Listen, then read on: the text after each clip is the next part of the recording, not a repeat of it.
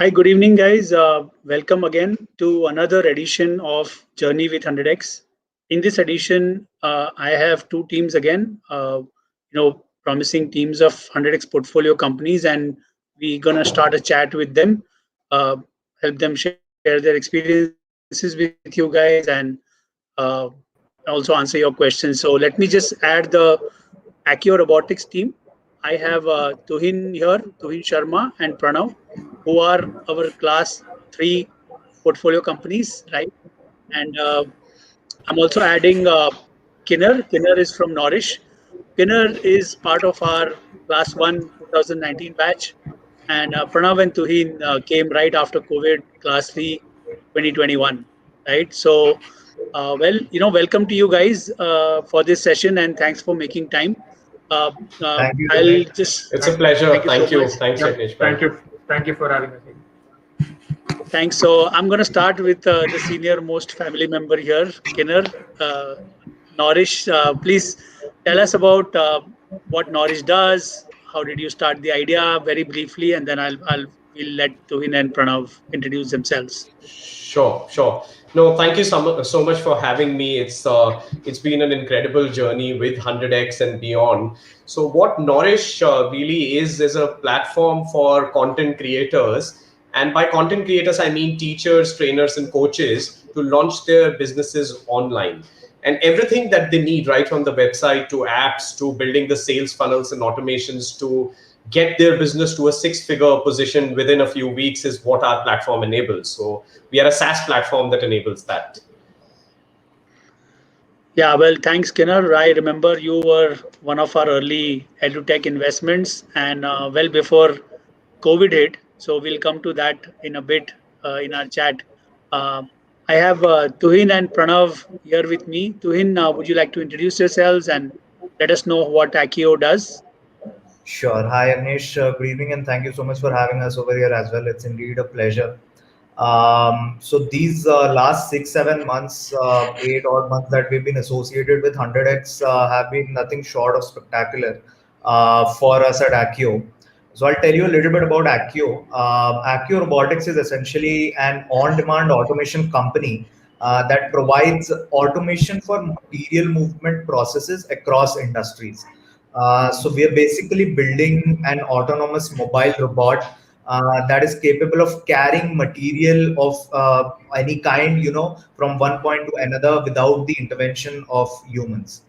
So we are essentially solving the problem that is known as material handling, which is an extremely wasteful and non-value-added process across industries. And basically, our goal is to cut the time and resources wasted by companies. Brilliant. I know. And Pranav, would you like to introduce yourself?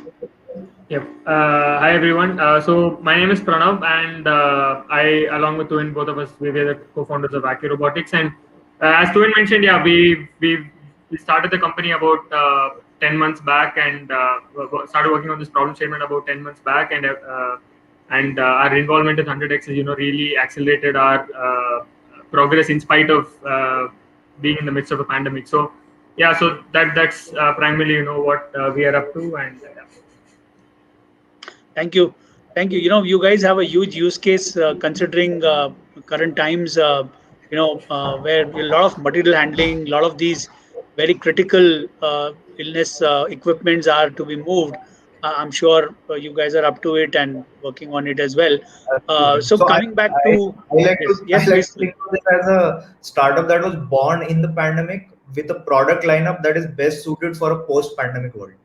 So that is ideally No, the way we absolutely. are looking at it. Absolutely, absolutely. I think that's well said. So coming back to your each journeys, let's begin by you, Tuhin. You were right after pandemic, and we were facing uncertain times. How did you guys came about trying to raise money, and how did you find 100x, or did 100x find you? How was it? How was your initial interactions with 100x? So, essentially, how we came about 100x was a little unique and a little different in a way of things. Because before starting, working on the robotics platform and on the robotics division of the company, me and Pranav were actually working towards building technology solutions for the assistive technology space. So we were working on, building solutions for visually impaired people, the visually impaired community. So we had essentially come across the name of 100X through an email that Shashank had sent out to our incubator, the incubator that we were part of at our university. And we thought that we definitely should apply. And this was, in the beginning of last year. So this must have been around January or February. And, we went ahead and applied. And at that time, we couldn't get, to be a part of the cohort. And 100X decided that it was a little too early for, them to be investing in us. Also because maybe, the market did not show, enough promise at that time, the market that we were operating in. But the pandemic actually had forced us to pivot to a completely different business. Even though it meant that we were still using the same skill set of the team, we were still using, the same people in the team. But the market scenario forced us to make 100% pivot, which is when we applied to 100X again, and the experience couldn't have been smoother. We applied again. We were called in for a pitch session. There were a couple follow-on meetings, and within a month and a half, we got a message from Yagnesh that the term sheet is being emailed to us, and we can go through the same. So that was kind of a very brief, outlook on how we got in touch with 100X and how we got the investment. Sure, that's good. Kinner, what about your experience? How did you come about 100X? What happened? Sure. So we were basically at the time when I was talking to 100X, and this was a chance meeting at a Thai event. We were at the Thai Global Summit in Delhi, and I was personally at one of the sessions where I was also a speaker.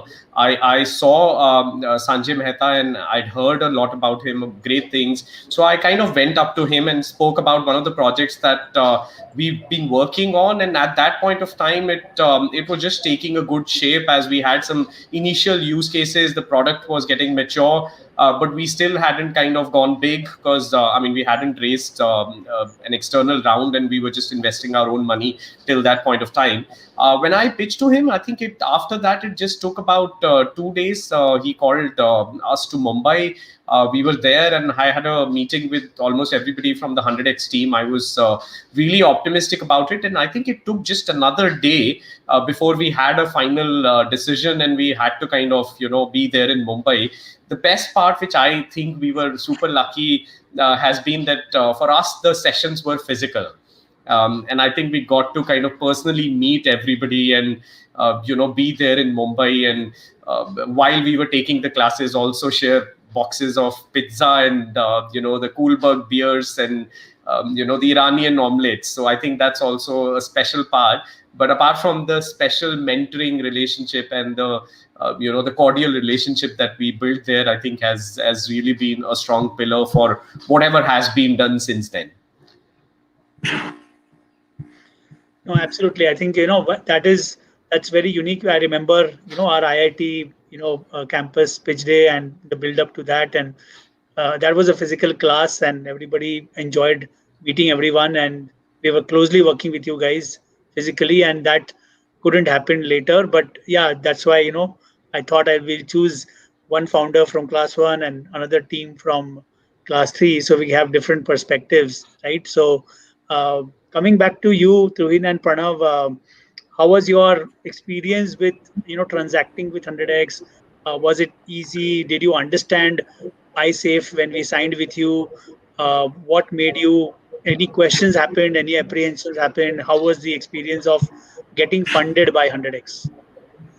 So Yagnesh, absolutely apprehensions in terms of the fact that all of us were first-time entrepreneurs. Pranav and I are first-time entrepreneurs. None of the members who were working in our team had any entrepreneurship experience before us. So it was a first-time experience for us.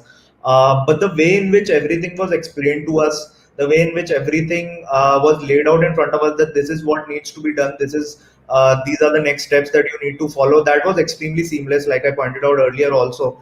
And it couldn't have gone better in the way that this entire environment and this entire ecosystem is built in a way so that a first time entrepreneur might not feel apprehensive, or might not feel confused about what is happening with this company, what is happening with this time, and what lies for him in store 6 months in the future.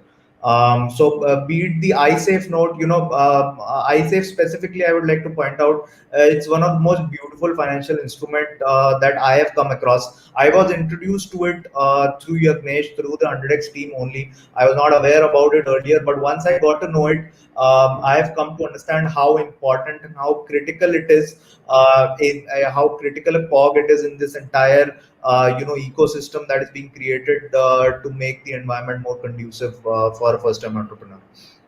And added to that, like in terms of like accepting the funds from 100X, or that was like kind of a no-brainer for us as to are they the right investors, or are they the right people that we have to partner, because there was a lot of having access to people like you and people like Sanjay, Ninad, Vatsal, and Shashank. It was really a unique experience that we could not really find in a lot of places for first-time entrepreneurs like us who just graduated. So it was really a no-brainer for us to and it was really fortunate that we were able to go on this journey with 100X. Yeah, absolutely. I think fortunate is a key word, because if we were not able to connect, I don't know what direction this company and we would have taken. So absolutely fortunate. Well, good to know that. Kinner, how was your experience getting funded by 100X, the whole iSafe experience? How soon? And then later on, again, when you raised funds through again iSafe, how easy it was? Tell us a little bit about that experience. So it was, I mean, the getting the 100X check in was super easy. And as I mentioned, it just took us about a few days. In fact, the money was in the bank in just about under 15 days time. So super easy. I never thought that it could be so streamless, and, there won't be any friction at all. The second round that we did was also, there were also connects that we could build relations with through the demo day that was conducted at the IIT Delhi campus, IIT Mumbai campus, sorry. So what happened there was that we had one of the investors visiting us there, and then he built further connections with a couple of his friends, and the entire group was formed around it. In fact, one of the investors in the round was also a faculty member, or let's say somebody who came as a mentor to interact with us during the 100X.VC session. So Uday Sodhi came to take a session, and I decided in my mind at that point of time that if I could bring him on board, it would be fantastic. I absolutely loved his session. The experience he came from the Sony legacy. He had led one of the most well-known brands in the country. So I think the entire experience shaped up because of the 100X, being a part of the story. I don't think so it could have been if we hadn't gone through the entire process. And I believe those 15 days that we spent interacting with some of the people that we got a chance to interact with were absolutely brilliant, because I mean that had an impact even till now, and I'm still connected with a lot of those people. They are such good sounding boards, and some of those businesses that people who came to interact have gone on to raise their 4th, 5th, and 7th round. I remember Loginext is now a remarkable company, a global company. So I think it's just been unbelievably good with the entire experience. Yeah, we like to call it mentoring unlimited at 100X. So as a part of that, of course, we all get involved very closely, sometimes more closely than required. But yes, also the masterclasses being an integral part. So I want to ask Pranav and Tuhin about your experience of the masterclasses. Any session that would particularly stand out? How many did you attend, and what was it like? What did you learn there? Master classes are basically an out of this world experience, because it's essentially a 2-year MBA degree contracted and compressed in a 3 to 4 week, high speed and rapid coaching session. So, and basically this is taken by industry professionals, experts from the industry, stalwarts from the industry, like Kinar mentioned. So, people like Mr. Uday Sodi, people like someone, who has led Ola Cabs, someone who has led Meru Cabs are coming in and, giving a session to us on how to run our business. I think there could have been no better way to, kick off the mentoring journey. Something that really stood out for me specifically was, like I mentioned, Ola Cabs and Meru Cabs. So this is something that had been nagging me for a couple years even before that. I actually wondered how businesses like Meru actually, stood strong in an environment where a company like Ola or Uber had entered the market. How a company like Meru actually, ran. So one of these days we had a session by someone who had led the business end of Ola, and he told us about how they came into the market, how they started building the business, how they ramped up their business across the country. And the next day we had the person who ran Meru for about 4 or 5 years, and he told us, how they actually thwarted off the threat of Ola and Uber, how they built a business in a different way, and how they created an environment in which they too succeeded. So that was something that really stood out for me, an extremely unique experience, something that I wouldn't have gotten, anywhere for any amount of money that I would have paid. So that was something completely unique. And in the beginning of the masterclass, so Ninad told us a very interesting statement, which was like, at the end of the masterclasses, you yourself won't be able to identify who you are right now. And at that time, we actually took it for granted, because I mean, it didn't seem realistic. But honestly, after the whole thing, it was completely different, the way we looked at our business and how we wanted to take things forward. So yeah, it was a great experience for both of us. Well, that's good to know, and I trust that experiences have led to some learning or the other, and you could collate that in one way. And I'm still kind of, I sometimes talk to Tuhin and Kinner separately, and I find those glimpses of those learning that are still there. When we talk to each other. So I want to about that, add something here. Let me yes, add to what you're just saying. yes, Kinner. In fact, we are on to do our third round. Like if 100x was the first one, we did another, and we're now doing a third round. And interestingly, this is also being led by someone who. So the round is going to be led by someone who was one of the uh, persons from one of the sessions for 100x. When we were there. So this is December 2019, and interestingly, it's coming full circle now. We are in 21, and the same person who was there as another person taking a session is now going to be leading the round that we are doing now. So I think it doesn't end there, and the far-reaching effects of all this and the interactions and the network that you built and help that you got kind of go much beyond just that little time frame that you think it would be helpful for. No, absolutely, Kinner. I've heard this from a lot of our founders that so it's like we tell this to all our founders, right? That it is as much as you squeeze out of us, that will be beneficial to you, right? It always depends upon founders to extract as much value. We are there to offer that, but it is upon each individual founder who reaches out. And I have to specifically mention Kinner here. He reaches out for almost everything at every point of time. Tuhin, I know we've had a lot of sessions, help on the business side. So help us understand, Tuhin, starting with you, what other than funding does 100x provide? What kind of uh, other help that you probably got, if any, from 100x team put together? What was your experience there? Sure. So, from what I've understood, in my reading and understanding of the VC industry, of the investment industry in startups, most VC firms or investors would look at ways to secure their investment, in the best possible way. That's how the industry operates.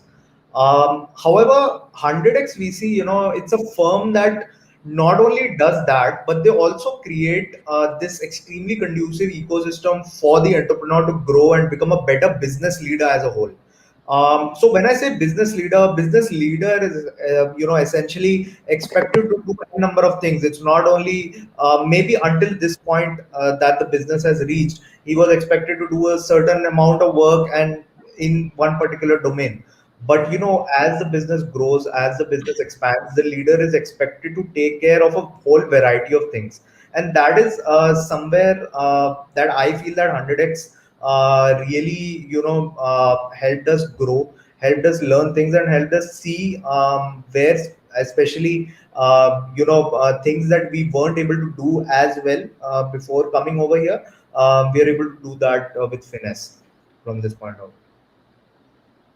Kinner, you want to add something to it? Your experiences interacting with the team members? You're going to get multiple calls after I finish what I have to say, because I think I'll just add on to how I've even abused in a way the advantages that we get. So let me kind of throw a bit of light on that. I mean, right from taking help in even interviewing people who are going to take leadership positions at our company, to small HR issues, to talking about how do you get to the right investors, the kind of pitches you could modify, market intelligence.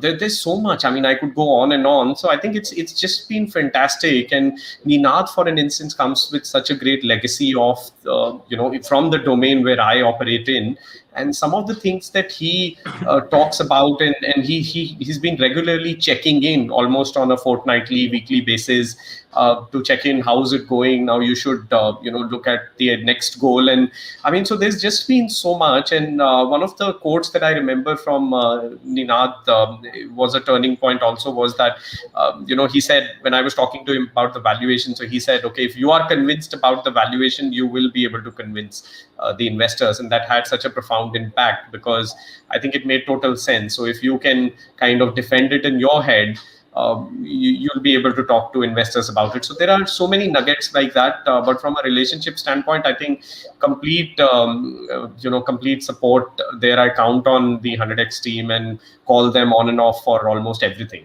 So yeah, that's my take on how helpful and how deep this goes. One small point I would like to add what Ginna said. So essentially, when we had started to discuss about the idea of raising funds for our company, we always had this notion that, okay, what we are going to take to them is going to be entirely binding. They're going to judge us entirely on that. They're going to judge us on our pitch. They're going to judge us about, what all we are going to tell them, and that's going to be it. But that wasn't the case at all with 100x, because they took what we gave them and they made a better version out of that. They helped us make a better version out of that.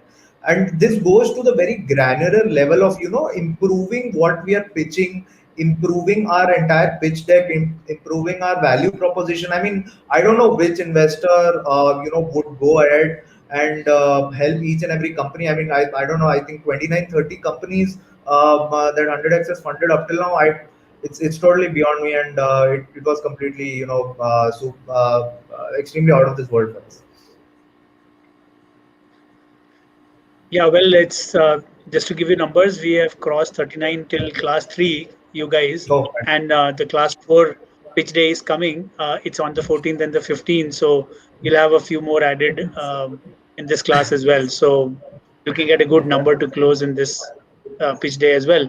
So yeah, I mean, I want to ask Kinner about a specific thing that probably founders would love to know, and this is something that I've liked especially about the way he goes about following investors. Kinner, you want to talk about the tracker, the platform that you use? And I mean, I'm a big fan of that, and I want you to share this with all the founders here who are listening to this. Thank you. Thanks for appreciating that. I mean, I learned that early on, that talking to investors or raising funds is a sales process at the end of the day. Instead of selling your product, you're selling your vision, your company, your balance sheet, and such a big mix of things. And like any other sales process, it cannot be effective unless you are using a CRM to kind of build the entire roster of people you're going to talk to. So here the funnel, and our company helps people build funnels, and I think I would equate this to a funnel unlike any other funnel. You have a very narrow hole at the bottom. What I'm trying to say is that you'll talk to 100 or maybe 150, and then probably you're going to get like 2 or 3 who are going to be good. If you really keep getting better in the markets that you operate in and the way your business is there, and there's a tailwind in the sector, you'll probably get a bigger funnel. And what I mean by that is maybe out of every 20, 30, you're going to get one who goes to the next level. But you've got to take them to different stages. Like in sales, you take them from just a lead to a qualified lead, to a prospect, to somebody who will talk to you further. You have to follow that almost every day. So that's one of the things that I've always tried to do. And I think the entire methodical process around it is a key. So I've used HubSpot CRM. Now we are an enterprise client of HubSpot. But if you guys or anybody listening to this session wants to start, they could start with the basic version of HubSpot CRM. Every conversation that you have, do not forget to put it there. And that's the key. You've got to constantly go back to them, constantly update, constantly give them information. Keep everything organized in data rooms. So, from your deck to everything, even on the deck side, we use DocSend, which is actually a great tool because it lets you see which slides are being liked by people. When you change some data points or visuals, how do people react? How do investors react to it? And you exactly see at what times they log in, they look at your deck and you can respond to it. It's almost like telepathic. Because you see that, okay, yesterday night at 2:00, some investor looked at the deck. So next morning, your follow-up could go that, okay, hey, I'm just following up. How can we take this conversation further? And just to close on this comment, one of the last things that you'll have to remember is, which I learned from Sanjay Mehta, and he told me that what your goal should be, not to just keep pushing them to convert. Your goal should be to get 7 interactions with them. And on an average, once you've had 7 interactions, 8th or 9th is going to be when they, when they invest in your company because they've gone that far. So that's another piece of wisdom that I really love. Exactly. No, that's a valid point. Yeah, that's a valid point, and that is something that I wanted you guys to kind of share. And I'm sure Tuin is following the same process. At this point, let me just kind of take one question, and I would like to take Praveen's and Tuhin's kind of response on this. I'm going to show this comment of some questions that has come in. So 1 second. I think, yeah.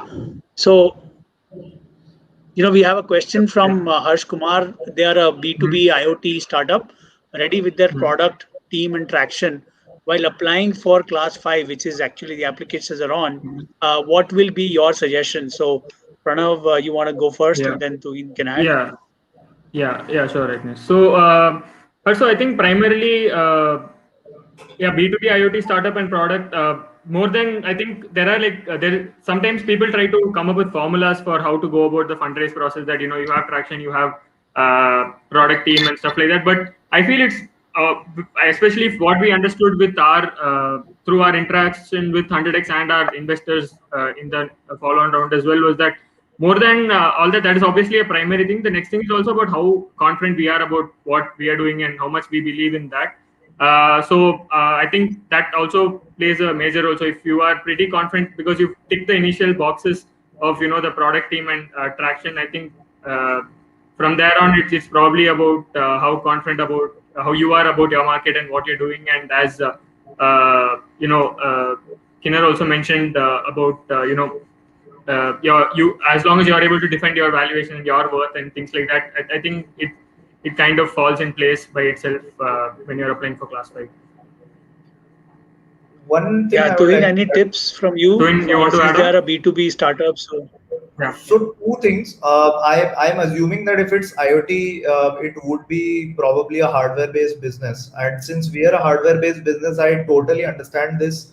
That it's not easy to be a hardware company, especially in a country like India.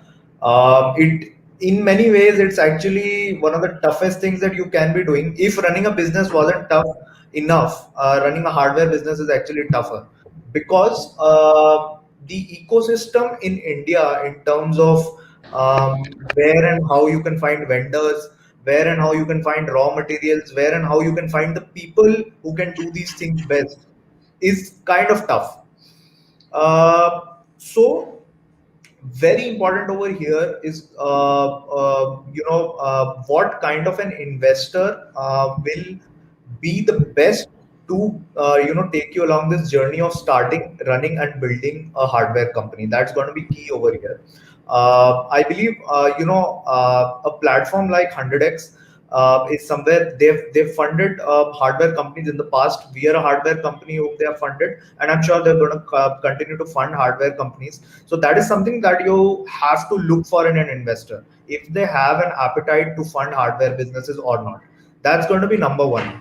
Number two is look for investors and VC firms who invest and stress more upon a team, rather than what your current market is and what your current product is. And the reason for that is again, linked to building and running a hardware business, because it's easy to pivot and move on to a different kind of a stream, if you are running a hardware business, and you need to find an investor who supports that vision and who aligns with what you're trying to build and what you're trying to grow. So just Harsh, just wanted to add on this. We have some process internally where we evaluate and get back to founders. If at all we are going to get back to you, you will have to keep. We have these standard 5-6 key questions which you have to answer in a video pitch. That is something that you might be wanting to prepare properly, because we place a lot of emphasis on that as well. Because before setting up a meeting, before setting up an interaction, what comes out and the video pitch that comes in at that stage, if any, would be very key for our shortlisting process. So that's how we evaluate. And of course, the competition matrix, etc. We really deep dive quite a bit on the competitive scenario, how you stack up against competition and stuff like that. So just a bit on that. But yeah, I mean, thanks guys on this. Wanted to just kind of follow up with another question to you guys. How I mean, we are probably a few minutes away from our closure, but just a quick couple of questions. Kinner, what is your advice to founders? How should they go about preparing for a 100x application? What all things they should keep in mind? A, and secondly, how should they structure their own? Whether it's a co-founder, whether what kind of tips, if any, you want to suggest to our founders who wish to raise funds, either through 100x or elsewhere. Sure. So my suggestion would be, don't start building the pitch right away. First, go and fine tune the aspects of your business, and there are formulas around there that you'll have to just follow any format. Like if you look at the Guy Kawasaki format of the pitch, where they talk about the problem, solution, opportunity, business model, go to market, your team, your legacy, all of that. So I think first have those fundamentals right in place. Don't try to start building the pitch and then think of the fundamentals. You've got to do deep thinking about every single part of the fundamental. The best part about the 100x team could be they would even look at an idea if it's just kind of taking a good shape right now and there's a good legacy. However, you'll have better chances always if you've kind of put some skin in the game and gone on to build a prototype or have the initial customer traction. In fact, there are more mature companies also that I know have come through the classes. So pay attention to the format, stay articulate, practice is my suggestion. And I think that's what we learned at the 100x sessions and at the time of our pitches at IIT Mumbai, the final demo day, is that every single time you practice, you get better. So don't get bored by it, go through the rigor, and you're going to turn up really well. At least you'll give it your best shot. And then it's a lot of other factors. I think the wall's kind of becoming higher and higher. Every batch that I look at, the companies are getting better. It's not to disrespect what we are doing. We were amazing too, but I see that there is deep tech, there is so many companies from a global standpoint, AI based, and a lot of other dimensions that probably were not being looked at during the first batch. I mean, so the priorities change. And I think better founders keep entering. So be confident, practice, and I think there's a great bunch looking at your application. So you'll get a fair chance if you've done all of that. Sure. Thanks for that, Kinner. I'm gonna flash another question from Dimple. She says, I'm working on a NetTech startup. I'm a solo founder and current alone. I have a complete product design ready. Can I apply? So obviously the simple answer is yes. But Kinner, you want to kind of just add on to that? Sure. What I would say is that I think just having the product is not good enough. You'll have to have a good business model around it. And I think people are going to be required. It doesn't matter your tech, your marketing. Every human being has one single strength dimension, right? I mean, we are, some of us are good in design, some of us are good in tech, in marketing, or some other dimension, maybe finance. So what you need is definitely a team. You before 100x looks at it, and they will definitely look at it, I think at the same time you should start pitching to other people, your friends, people in your network who complement your skills. So if you are a product person, you need somebody from marketing. If you are marketing, then you need somebody from product, or vice versa, or other complementarities that you can look at. But start doing that right away after this session, because I think it's going to increase your chances of getting into the 100x class if you had somebody else also believe in your idea. Well, that's well said. I think I was going to add that, but am I audible, guys, to you? Yes. Yes. Can I just add one Yeah. small point So over thanks here? for answering. Yeah, thanks for answering that, Kinner. And yes, I think complementary skills in founders are very important. You should have all the pieces kind of mapped out properly, right? So that's what is very important to have, and that's what we suggest founders to add. Whether it's a key member or a core team member or a co-founder, you need to cover all the aspects of the business: the product, the sales, the marketing, the tech, as well as the market opportunity. All of that needs to be plugged in complementarily to kind of make that happen. So again, parting thoughts, Tohin and Pranav, any suggestions for founders applying for 100x, anything that you did that kind of clicked for you and you would like to kind of share? So one small point that I would like to add over here at the end is a very common thread that I've noticed in first-time founders, and especially someone who is young, who has just started off their journey, or maybe who is right out of their university, has this very common thought. Maybe we also had it at some point of time. Like for example, Dimple also asked this question: "No, can I apply?" Of course, the points that Kinner mentioned are extremely key, and those need to be sorted out before you are even thinking about applying. But then once everything is in place, people still have this question: oh, should I apply?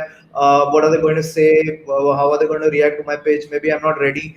I guess the answer to that is only one, and that is just to do. You need to apply. You need to put yourself out there. You need to put your pitch out there. You need to put your business out there, because that fear of getting rejected and not heard is something very primitive, and it's not something that we hear and see about nowadays in the VC industry, especially.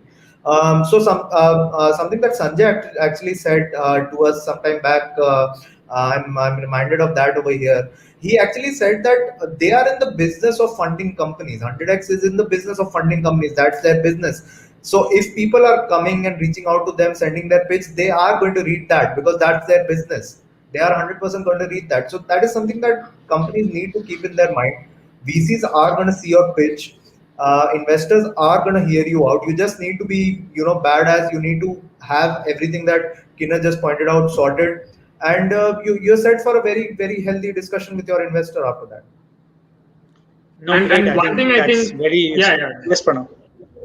No, so I Please feel add. like one thing again for again for first time founders or people who just graduated from colleges, like I think one thing that we do lack, especially for tech products, is making sure that we have extreme conviction on what we're building. Like you need to have that clarity that this is what this is going to do and this is where we are trying to get, right? So that's something that I've also found when I talk to juniors from our university right now, or other fellow founders, or sometimes as well, is that sometimes you need to have enough discussions and interactions with people, like-minded people, to in order to get that clarity. And 100x was an ideal platform for us in that sense as well. So before you apply or reaching out to investors, I think having that extreme conviction and confidence with what you're building, that you're going to be able to make a business out of it, and it's not just that it's cool to build a startup, or it's really nice to do this, or I'm just living on my terms. So I think that would probably be one thing I would like to tell first-time founders, or founders in our age group. Yeah. Well, that's good to know, Pranav, and thanks, guys. Thanks for that useful insight, and I think that's all from my side. Kinnar, Pranav, Tuhin, thanks for joining. Thanks for being part of this session, and really all the best to you for your future journeys. Thanks, guys, for joining. Look forward to more such sessions of Journey with 100X team with our founders. Thank you so much. Thank you so much, Yagnesh. Thank Thanks you so so much much. for having us, Yagnesh. Yeah. Nice meeting Thank you. Thanks, Thank you. everybody. Bye.